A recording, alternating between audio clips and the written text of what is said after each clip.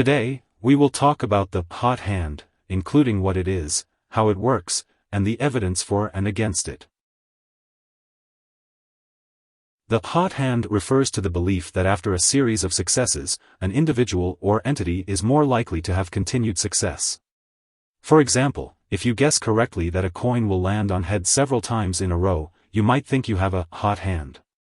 However, academic research has shown this phenomenon to be purely psychological, although newer studies show some support for the hot hand in certain sporting events. The hot hand belief is common among gamblers and investors, and is believed to stem from the representative heuristic. This means that people tend to base their decisions on the past performance of a fund manager or a sports team, even though there is evidence that this factor is overrated. The hot hand fallacy is the belief that past performance has a bearing on future outcomes, when in reality, outcomes are often independent of past performance.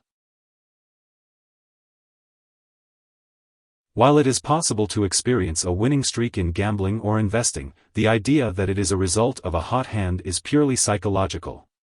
This belief can lead to several proven biases such as overconfidence, confirmation bias, and hindsight bias. However, new research supports the notion of a hot hand in certain sporting events, especially with the legalization of sports betting in the US. Here are 3 key takeaways.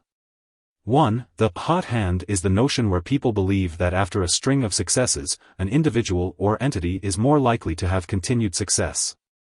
2. Psychologists believe that the hot hand is a fallacy that stems from the representative heuristic, as identified by behavioral economics. 3. Still, some research shows that for certain sporting events, the hot hand may be real.